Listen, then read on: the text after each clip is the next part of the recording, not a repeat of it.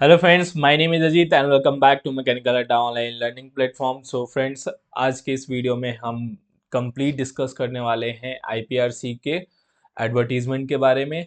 3-4 दिन पहले जो है वो आपका वो न्यूज़पेपर का जो शॉर्ट एडवर्टीजमेंट था वो वायरल हुआ था और आपको बताया था कि वो एक्चुअल वैकेंसी है और 26 तारीख से पहले आ जाएगा। और आज 26 तारीख है, संडे, और एडवर्टीजमेंट आ चुका है। अप्लाई डेट कल से होगा। तो ध्यान रखना है कि चाहे आप नए स्टूडेंट हो, यानी कि फर्स्ट टाइम इसरो के लिए अप्लाई कर रहे हो, फॉर्म भर रहे हो, या आपने पहले भरा हुआ है, तो ये वीडियो ध्यान से देखना, बिकॉज बहुत सारे चेंजेस हुए हैं इसमें। चाहे वो फॉर्म फिलअप में हुआ या आपके एग्ज़ाम पैटर्न हुआ, सभी में जो है वो आपका चेंजेस आया हुआ है। तो वो पूरा हम डिस्कस करेंगे शॉर्ट में, और पूरा वीडियो को लास्ट तक देखना। और फिर इसमें जो भी चीज़ें जो है वो आपको डाउट होगा वो कमेंट में पूछना। बाकी फॉर्म फिलअप कल से स्टार्ट होगा तो उसके बारे में डिस्कस करेंगे। बहुत सारे बच्चे जिस दिन से आईपीआरसी का नोटिफिकेशन आया है उस दिन से पूछ रहे हैं कि आईपीआरसी का, यानी कि इसरो टेक्निकल असिस्टेंट का मैकेनिकल का बैच कब लॉन्च होगा। तो बैच जो है वो काफ़ी जल्दी उसके ऊपर काम हो रहा है, और मोस्ट प्रॉब्ली आज इवनिंग या नहीं तो कल तक हो जाएगा। अभी कल छठ पूजा है तो थोड़ा सा मैं फेस्टिवल में बिजी हूँ। 3 दिन का फेस्टिवल होता है, कल से शुरू हो जाता है, और कल है यानी कि 27 तारीख को। तो इस वजह से थोड़ा सा बिजी हूँ। बाकी जो है आप टारगेट बैच ज्वाइन कर सकते हो। इसमें जो लाइव क्लास का बैच लॉन्च होगा वो भी रहेगा। अगर आपको रिकॉर्डेड चाहिए, इलेक्ट्रॉनिक्स और मैकेनिकल का अवेलेबल है, इंग्लिश मीडियम में भी है। जो those student who belong from south, यानी कि नॉन हिंदी स्पीकर। और उसके अलावा और भी कोर्सेज हैं। तो मैकेनिकल अड्डा ऐप डाउनलोड करना है और वहाँ से आपको सारा चीज़ मिल जाएगा। जो ज्वाइन करना चाहते हैं लाइव क्लास, वो पहले से ही डाउनलोड कर लें, आपको अपडेट मिल जाएगा जैसे ही बैच लॉन्च होगा। ठीक है। तो कंप्लीट एडवर्टीजमेंट के बारे में डिस्कस करेंगे। आपको वैकेंसी के बारे में आपको पता होगा, ठीक है, ऑलरेडी इस पे वीडियो बना चुका हूँ। तो वैकेंसी के बारे में मैं ज़्यादा डिस्कस नहीं करूँगा, ठीक है ना। वीडियो पॉज करके आप अपना जो भी वैकेंसी है वो देख लेना। मैकेनिकल का 15 है। हाँ, एक चीज़ इंपॉर्टेंट इसमें बताने वाला हूँ, एसेंशियल क्वालिफिकेशन, ये बैड न्यूज़ भी कह सकते हैं बहुत सारे स्टूडेंट का जिनका इक्विवेलेंट ब्रांच है। क्योंकि इसमें मेंशन किया हुआ है कि इक्विवेलेंट ब्रांच जो यहाँ पे दिया नहीं है वो एलिजिबल नहीं है, ठीक है ना। तो ये बैड न्यूज़ है और अच्छा नहीं लग रहा था मेरे को ये जब पॉइंट्स पढ़ा। नीचे मैं आपको दिखाऊंगा, ठीक है। तो इसमें जो मैकेनिकल का पोस्ट है उसमें मैकेनिकल और प्रोडक्शन के ही स्टूडेंट एलिजिबल हैं एज पर द नोटिफिकेशन। पहले ऐसा होता था कि मैकेनिकल लिखा होता था और सभी ब्रांच जो है इक्विवेलेंट एलिजिबल हो जाते थे।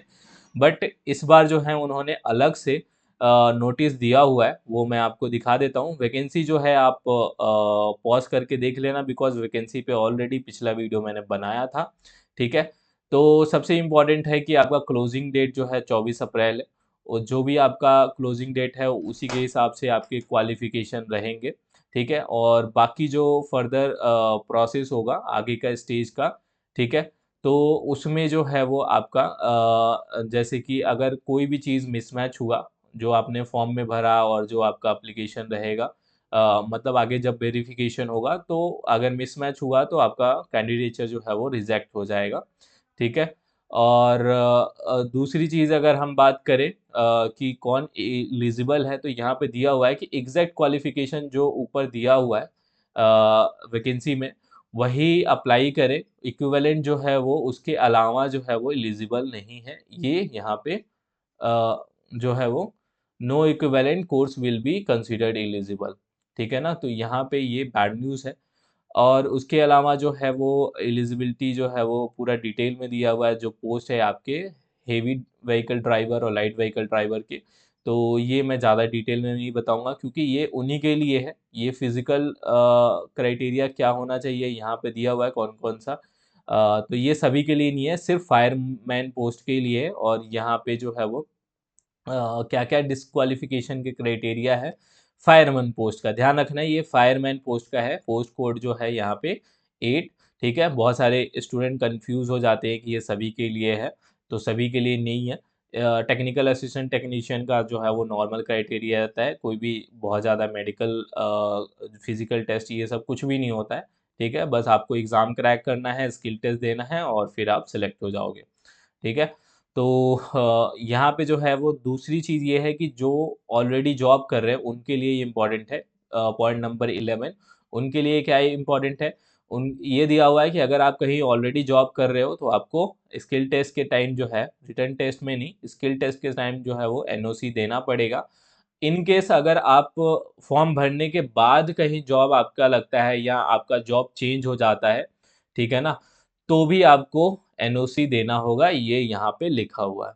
ठीक है ना, कई बार ऐसा होता है कि हम फॉर्म भर देते हैं, उसके बाद अगर जॉब ज्वाइन करते हैं तो वो जरूरी नहीं रहता, लेकिन यहाँ पे ये भी दिया हुआ है कि उसके बाद भी अगर आपको अपने एम्प्लॉयर यानी जहाँ पे भी आप नौकरी कर रहे हो किसी भी सेंट्रल या स्टेट गवर्नमेंट पब्लिक सेक्टर में, तो यहाँ प्राइवेट ऑर्गेनाइजेशन का इवन भी दिया हुआ है, ठीक है, तो आपको बताना पड़ेगा और एनओसी लेके आना पड़ेगा। ठीक है, तो ये चीज़ें हैं। उसके अलावा जो है आपको फॉर्म भरते टाइम जो है करेक्ट ईमेल आईडी, और हाँ ध्यान रखना है, ये चीज़ मैं बता रहा हूँ, अगर आप फॉर्म भरवा रहे हो, एक तो मैं आपको आगे फ़ी डिटेल्स भी बताऊंगा, और यहाँ पे रिफंड प्रोसेस है, कुछ आरआरबी जैसा है, रेलवे का जैसे फॉर्म भराया था कि फ़ी जो है आपका इतना रहेगा, बाकी रिफंड हो जाएगा, अभी से ज़्यादा लग रहा है, तो कुछ ऐसा है। अभी अब मैं आगे आगे डिटेल बताऊंगा, लेकिन एक इम्पॉर्टेंट चीज़ बता देता हूँ, ठीक है, जितने भी लोग फॉर्म कैफ़े में भरवाते हैं तो अपना मोबाइल नंबर, अपना ईमेल आईडी, प्लीज़ अपना ईमेल आईडी जरूर डलवाएं, दूसरे का ना, या कैफ़े वाले का नहीं, और वहाँ पे जो है वो रिफंड के लिए अपना बैंक का डिटेल्स डलवाना है, ठीक है ना। रिफंड का पता चले कि कैफ़े वाले ने अपना डाल दिया, और पैसे जब रिफंड होगा वो उसके अकाउंट में आएगा, तो इस चीज़ का ध्यान रखना, तीन चीज़, अपना ईमेल आईडी, अपना मोबाइल नंबर और अपना बैंक अकाउंट का डिटेल्स। ठीक है, ये प्रोसेस करना है, आगे मैं अभी डिटेल में बताऊंगा। एज का क्राइटेरिया वही है, मिनिमम जो है वो 35 साल, टेक्निकल असिस्टेंट यानी फायरमैन पोस्ट के लिए सिर्फ 25 साल है, बाकी सभी के लिए 35 साल है। SC ST के लिए 5 साल, OBC के लिए 3 साल रिलैक्सेशन मिलता है। ठीक है, और मिनिमम जो है वो 18 साल रहता है। बाकी आपका पे जो है वो लेवल 7 का, अभी कुछ दिन पहले टॉप जॉब में बताया था जिसमें इसरो का जॉब नंबर 1 पे था। क्यों था वो रीज़न, आपको मैंने सैलरी एक्सप्लेन किया था तीनों सिटीज़ का। ठीक है, जो ग्रॉस सैलरी है वो 79,000 है अभी, और 42% हो जाएगा डीए, तो फिर आपका 80 क्रॉस हो जाएगा। तो देख लो, ये जॉब जो है डिप्लोमा लेवल पे बहुत ही अट्रैक्टिंग है। ठीक है ना। उसके बाद अगर मैं बात करूँ, टेक्नीशियन का लेवल 3 का है, बेसिक जो है 21,700 है, तो इसकी जो अराउंड सैलरी होगी वो 35 के अराउंड होगी, इवन 40 भी क्रॉस हो सकता है। ठीक है, और उसके बाद जो है फायरमैन और HVD और LVD का जो है वो बेसिक लेवल 2 का है, तो 19,900 है। उसके अलावा क्या क्या चीज़ें मिलता है, डीए आपका मिलता है HRA, अगर आप फैसिलिटी जो है हाउसिंग नहीं लेते हो, ठीक है ना, फिर ट्रांसपोर्ट अलाउंस हो गया, उसके अलावा मेडिकल फैसिलिटी मिलती है आपके और आपके डिपेंडेंट्स को। ठीक है, और सब्सिडाइज कैंटीन हो गया, ठीक है ना, और लीव ट्रैवल कंसेशन हो गया, हाउस बिल्डिंग एडवांस भी मिलता है, तो ये सारी चीज़ें जो है एक्स्ट्रा है। इसके अलावा और भी बहुत सारी चीज़ें होती हैं। ठीक है, मोड ऑफ सिलेक्शन की बात करें, जो बहुत कुछ कुछ बहुत सारे इंपॉर्टेंट चेंजेस हैं यहाँ पे। जो मोड है वो आपका टेक्निकल असिस्टेंट, टेक्नीशियन और ड्राफ्टमैन बी का, वो आपका सेम ही है। रिटन टेस्ट होगा और स्किल टेस्ट आपका क्वालिफाइंग होगा, करिकुलम बेस्ड होगा, यानी कि सिलेबस जो है वो ये कभी भी देते नहीं है डिटेल में, इसरो की तरफ से आता नहीं है, लेकिन जो सिलेबस रहता है वो आपका डिप्लोमा के बेस पे रहता है, तो वो मैं अलग से सिलेबस का वीडियो बनाऊंगा, ये ध्यान रखना। इसमें आपको सिलेबस नहीं मिलेगा डिटेल में, टेक्निकल असिस्टेंट, टेक्नीशियन भी और ड्राफ्टमैन का।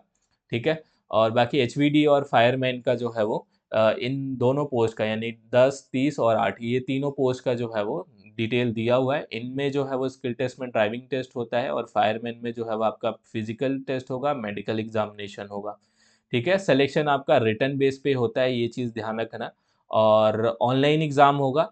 हाँ, एक चीज़ मैं बता देता हूँ, एनेक्सर बी में सभी के सिटीज़ के नाम दिए हुए हैं, लेकिन एनेक्सर बी इस एडवर्टीजमेंट में है नहीं, और वेबसाइट पे भी अलग से अभी अपलोड नहीं हुआ है। ठीक है, तो ये जब भी अपडेट होगा मैं इसके लिए अलग से वीडियो बना दूंगा, या कल जब फॉर्म फिलअप स्टार्ट होगा तो उसमें आपको लिस्ट मिल जाएगा। ठीक है, तो वो जैसे ही स्टार्ट होगा उस पर अलग से मैं एक शॉर्ट वीडियो बना दूंगा। ठीक है, क्या क्या ऑप्शन है, अभी तक जो है वो कहीं भी मुझे मिला नहीं है। ठीक है, और उसके अलावा जो है वो स्किल टेस्ट आपको पता है नो गो, मतलब गो नो गो बेसिस होता है, यानी कि अगर आप क्वालिफाई कर गए तो आपका सिलेक्शन होगा, वो भी मेरिट के बेसिस पे रिटर्न के एग्ज़ाम में। अगर नहीं हुए, आप टॉप भी कर रहे हो, रिटर्न में सबसे हाईएस्ट मार्क्स है, स्किल टेस्ट में फेल हो गए तो आप बाहर हो जाओगे। ये सिंपल सा रूल होता है। और टाई अगर हो जाता है तो जो भी आपका एकेडमिक स्कोर्स है मोस्टली आपका रहेगा, मतलब जो भी क्वालिफाइंग होगा, अगर टेक्निकल असिस्टेंट है तो डिप्लोमा और 10th का देखा जाएगा।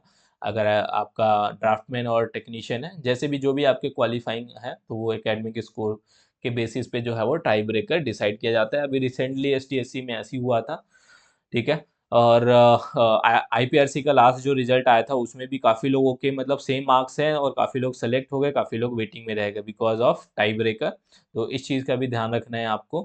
अगर आपके अच्छे मार्क्स है तो ज़्यादा चांसेस रहेगा टाई होने पे, ठीक है।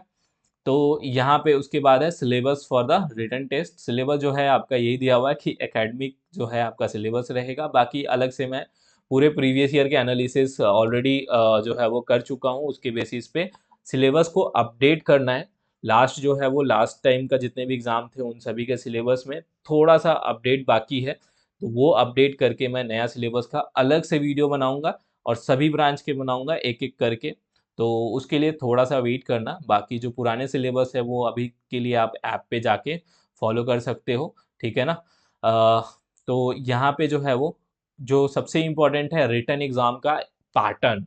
रिटन एग्ज़ाम का पैटर्न जो है वो चेंज हो चुका है, पहले 60 क्वेश्चन आते थे, और जितने भी ऑनलाइन हो रहे हैं तो ये लगा लो कि ऑनलाइन जो है वो वीएसएससी का पहले 80 था तो 80 ही रहा, ठीक है। लेकिन जो चेंज आया है यहाँ पे कि टाइम कम हो गया आपका, 80 क्वेश्चन पे जो है वो 2 घंटे मिलता था, लेकिन अब 1.5 घंटे हो गया। खैर ये इतना भी ज़्यादा रहेगा, ठीक है, अगर न्यूमेरिकल कम आते हैं तो। और दूसरी चीज़ है कि 60 क्वेश्चन पहले आते थे, अब जो है वो 80 क्वेश्चन हो गया, और नेगेटिव मार्किंग जो है वो 1/3 है आपका, यानी कि 80 मार्क्स का पेपर होगा, ठीक है ना, 3 मार्क्स का नहीं है, 1 ही मार्क्स का है, नेगेटिव मार्किंग 1/3 होगा, यानी कि 0.33 मार्क्स जो है आपका डिडक्ट होगा गलत पे। और सभी स्टूडेंट को टेक्निकल असिस्टेंट के लिए सभी, चाहे वो रिजर्व हो अनरिजर्व हो, सभी के लिए 32 मार्क्स लाने हैं 80 में से, यानी कि 40%। और जो टेक्नीशियन बी के हैं और ड्राफ्टमैन बी के जो रिजर्व कैटेगरी है उनको 30% लाना है, रिजर्व कैटेगरी। अनरिजर्व का तो 40% ही है, 32 मार्क्स। तो ये जो है वो, खैर इससे ऊपर काफ़ी कट ऑफ जाता है, अगर इतना मार्क्स लाते हो तो वैसे भी चांसेस नहीं रहता है, ठीक है। तो ये मिनिमम क्वालिफाइंग मार्क्स है। और उसके अलावा फायरमैन का यहाँ पे सिलेबस दिया हुआ है, ठीक है, फायरमैन का सिलेबस यहाँ पे दिया हुआ है, आप वीडियो पॉज करके पूरा डिटेल में पढ़ सकते हो, ठीक है। और एचवीडी और एलवीडी का, ठीक है ना, ये भी पूरा डिटेल में सिलेबस दिया हुआ है कि क्या पैटर्न रहता है पार्ट ए में, पार्ट बी में, पार्ट सी में, ठीक है। इसमें दोनों पोस्ट के लिए है, ठीक है, एचवीडी और एलवीडी के लिए। उसके अलावा अगर मैं बात करूँ स्किल टेस्ट का सिलेबस, तो वही फिर से टेक्निकल असिस्टेंट टेक्नीशियन भी ड्राफ्टमैन के लिए एकेडमिक सिलेबस रहेगा। तो इसका भी अभी तक स्किल टेस्ट का जितना भी हुआ है मैकेनिकल और इलेक्ट्रॉनिक्स का, आपको ऐप पे जो है वो स्किल टेस्ट का पूरा बैच अलग से सेपरेट जो है वो मिल जाएगा। उसमें रिकॉर्डेड लेक्चर है, पहले लाइव क्लास हो चुके हैं, तो उसमें अगर आप अभी से तैयारी करना चाहते हो तो आपको सारा का सारा प्रीवियस ईयर मिल जाएगा 2016 से लेके अभी तक का, ठीक है। तो वो आप ऐप मैकेनिकल अड्डा ऐप पे जाके आप देख लेना, ठीक है। अब उसके बाद अगर हम बात करें कि स्किल टेस्ट जो है वो पूरा का पूरा क्वालिफाइंग नेचर में है, ये आपको पता है। हाँ, एक गुड न्यूज़ ये है कि नॉर्मली 60% होता है क्वालिफाइंग मार्क्स, यहाँ पे आईपीआरसी ने 50 रखा है इस बार, ठीक है ना, आपको 50% ही लाना है। और जो रिजर्व कैटेगरी है, ये जो है वो आपका सभी कैटेगरी के लिए है। टेक्निकल असिस्टेंट के लिए सभी को 50 मार्क्स लाने हैं, चाहे आपका रिजर्व हो अनरिजर्व। लेकिन टेक्नीशियन बी और ड्राफ्टमैन बी में जो रिजर्व कैटेगरी है उनको रिलैक्सेशन है, ठीक है। टेक्निकल असिस्टेंट में फिर से यहाँ पे रिलैक्सेशन नहीं है, ठीक है। और कितने लोगों को बुलाया जाएगा, 1:5 में बुलाया जाएगा स्किल टेस्ट के लिए, 5 गुना बुलाया जाएगा। हाँ, लेकिन मिनिमम जो है, अगर मान लो पोस्ट एक रहता है, ठीक है, तो 10 लोगों को बुलाया जाएगा, ठीक है। तो जब कम लोग होंगे तो आपका 5 गुना से ज़्यादा बुलाया जाएगा, ये ध्यान रखा जाएगा ये चीज़। जहाँ पे एक पोस्ट है, देखो मिनिमम जो है एटलीस्ट 10 अप्लीकेंट्स होंगे, ये ध्यान रखना है, ये दिया हुआ है। इसका मतलब कि अगर एक पोस्ट होगा तो 5 लोगों को नहीं, 10 लोगों को स्किल टेस्ट के लिए बुलाया जाएगा, ठीक है। बाकी स्किल टेस्ट का डिटेल जो है HVD फायरमैन का यहाँ पे दिया हुआ है, और फिजिकल इफिशिएंसी टेस्ट में क्या क्या क्राइटेरिया होना चाहिए वो भी दिया हुआ है। ठीक है, तो ये हो गया आपका ऑलमोस्ट सारा का सारा डिटेल। जो नए नए चेंजेस थे वो सभी यहाँ पे कवर कर लिया। अब जो है अप्लाई कैसे करना है, आपका कल 10 बजे से स्टार्ट होगा। तो आप कमेंट में बताना कि आप फॉर्म भर लोगे या मैं एक फॉर्म फिलअप का वीडियो इस पे अलग से बना दूँ। ठीक है, कल थोड़ा सा मैं बिजी रहूँगा, फिर भी मैं कोशिश करूँगा कि आप कमेंट में बताना, अगर आपको ज़रूरत पड़ेगी तो मैं कल मॉर्निंग में ये वीडियो अलग से फॉर्म फिलअप का बना दूंगा। ठीक है, उसके बाद अगर बात करें इसमें फॉर्म फिलअप में क्या क्या चीज़ें लगेंगी, तो रिसेंट आपका फ़ोटो और सिग्नेचर ये चाहिए होगा। बाकी फ़ोटो कैसा होना चाहिए, अब वो आपका नॉर्मली रहता है, लाइट बैकग्राउंड होना चाहिए, एक फॉर्मल मतलब ड्रेसिंग होना चाहिए नॉर्मल, ऐसे नहीं कि आप कैप वगैरह पहन के कुछ भी ग्लास वगैरह पहन के फ़ोटो खींच के लगा दो। नॉर्मल होना चाहिए, वो आपको पता है, जो नए स्टूडेंट हैं उनके लिए बता रहा हूँ। बाकी साइज़ेज़ वो 50 के भी होना चाहिए दोनों का, फ़ोटो और सिग्नेचर का। हाँ, डॉक्यूमेंट जो अपलोड करने हैं, इस बार काफ़ी चीज़ें अपलोड करना है आपको, इस चीज़ का ज़रूर ध्यान रखना है। जैसे कि 10th का मार्कशीट सर्टिफ़िकेट अपलोड करना है, अगर 12th का अगर आपका है तो अपलोड कर सकते हो, नहीं तो कोई बात नहीं, एप्लीकेबल लिखा हुआ है, इफ़ एप्लीकेबल। बाकी डिप्लोमा का आपको सर्टिफ़िकेट और मार्कशीट दोनों अपलोड करना है। ठीक है, आधार कार्ड जो है आपका, आधार कार्ड जो है आपका अपलोड करना है। अगर आधार नहीं है तो पैन और ड्राइविंग लाइसेंस में से, वोटर आईडी में से, इन तीनों में से कुछ भी कर सकते हो। बाकी अगर आप कैटेगरी है, जनरल से नहीं हो, अगर आपका रिजर्व कैटेगरी है तो उसका भी सर्टिफिकेट यहाँ पे ध्यान रखना, सेंट्रल सर्टिफिकेट ओबीसी अपलोड करना है। ठीक है, जो आपका सेंट्रल में आता है वही उसी फॉर्मेट में। ठीक है, और उसके अलावा जो है वो, हाँ, रिफंड के लिए ये ज़रूरी है। ठीक है ना, रिफंड जो है वो, अभी फ़ी मैं बताऊंगा कितना फ़ी लग रहा है। ठीक है, अभी आगे आने वाला है। ठीक है, तो रिफंड पर्पस के लिए बैंक का जो है वो पासबुक का फ्रंट पेज अपलोड करना है, उसी बेसिस पे जो है वो आपका मतलब रिफंड आएगा। ठीक है, तो ये जो है वो आपका टेक्नीशियन के लिए हो गया, ऑलमोस्ट सेम चीज़ है। बाकी डिप्लोमा की जगह ITI चेंज हो जाएगा। ठीक है, वैसे ही HVD का है, LVD का है। तो जैसे जैसे आपका क्वालिफिकेशन होगा उसी हिसाब से ये सारा डॉक्यूमेंट दिया हुआ है। वीडियो पॉज करके आप फॉर्म भरने से पहले सारा चीज़ एक एक जगह रख के और फिर फॉर्म भरना स्टार्ट करना। ठीक है, PDF की साइज़, इसमें जो भी आपका अपलोड करना है वो PDF के फॉर्म में होगा। एक साथ होगा सिंगल-सिंगल, वो फॉर्म भरने के टाइम पता चलेगा। ठीक है, तो PDF की साइज़ 10 MB है तो काफ़ी है, कोई दिक्कत नहीं होगा। ठीक है ना? तो उसके अलावा जो है वो, अगर मैं बात करूँ यहाँ पे सिटीज़ जो है क्या रहने वाले हैं, वो एनेक्स्चर आपको बता दिया कि एनेक्स्चर जो है वो यहाँ पे अभी मिला नहीं मुझे, एडवर्टाइज़मेंट में भी नहीं है, वेबसाइट पे भी अभी नहीं मिला है। तो जब फॉर्म फिलअप होगा उसमें अलग से मैं आपको जो सिटीज़ हैं वो मैं उसका वीडियो, एक शॉर्ट वीडियो बना दूँगा। ठीक है? तो यहाँ पे जो फ़ी है वो आपका काफ़ी ज़्यादा रखा हुआ है, लेकिन इसमें से कुछ फ़ी वापिस आएँगे। ठीक है ना? जैसे कि टेक्निकल असिस्टेंट में 750 अभी फ़ी लगेगा, सभी को भरना होगा। जिनका फ़ी एग्ज़ेम्प्ट भी होता है, लाइक कि फीमेल कैटेगरी का फ़ी एग्ज़ेम्प्ट है, लेकिन अभी उन्हें 750 भरना है, वापिस आ जाएगा 750। SC/ST कैटेगरी हो गया और एक्स सर्विसमैन, उनका भी फ़ी वापिस हो जाएगा पूरा का पूरा, लेकिन अभी भरना होगा। और हाँ, जो एग्ज़ाम नहीं देते हैं, रिटन एग्ज़ाम नहीं देते, तो उनकी वापस नहीं आती है, ये क्राइटेरिया रहता है नॉर्मली, रिफ़ंड उन्हीं का होता है। ठीक है? तो इस वजह से जो है वो मतलब ये चीज़ क्राइटेरिया रखते हैं, नॉर्मली ये होना नहीं चाहिए। ठीक है? तो यहाँ पे जो है वो किनका कितना आएगा, जैसे एग्ज़ेम्प्ट कैटेगरी में SC/ST हो गया और PWD कैटेगरी हो गया, एक्स सर्विसमैन हो गया और फीमेल वुमन एप्लीकेंट जो है वो, इन सब का जो है पूरा का पूरा टेक्निकल असिस्टेंट के 750 लगेगा, 750 रिफंड हो जाएगा। और टेक्नीशियन भी, ड्राफ्टमैन, इन सभी का जो है वो 500 लगेगा और 400 रिफंड होगा। जो अदर एप्लीकेंट होंगे यानी कि जनरल, EWS और OBC के, जो है आपका फ़ी टेक्निकल असिस्टेंट का 250 रहा, मतलब जो फ़ी जो है रिफंड के बाद 250 लगेगा और 100 रुपीज़ यहाँ लगेगा। ठीक है? तो आपको जो है अपना करेक्ट जो है बैंक अकाउंट, जितने भी लोग जो है वो कैफ़े में जाके भरवाते हैं तो अपना डिटेल्स डलवाना। ठीक है? ये ध्यान रखना, वरना पता चले कि जो कैफ़े वाला है वो अपना डिटेल्स भर दे तो आपका जो है वो रिफंड जो है उसके अकाउंट में जाएगा, इस चीज़ का ध्यान रखना। Document to be submitted during the skill test. ठीक है, स्किल टेस्ट में क्या क्या डॉक्यूमेंट सबमिट होगा, तो जितने भी आपने ऑनलाइन अपलोड किए हैं मेनली वही रहता है। ठीक है, और कुछ अंडरटेकिंग रहते हैं। तो ये सारी चीज़ें हैं।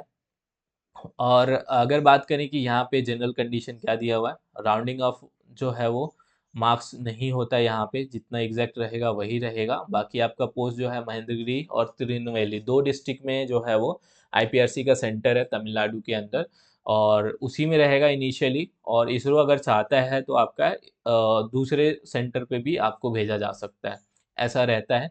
बाकी स्किल टेस्ट जो भी अपीयर होते हैं उनको जो है वो सेकेंड क्लास का ट्रेन का फेयर शॉर्टेज रूट का दिया जाता है, रिफंड किया जाता है आने जाने दोनों का।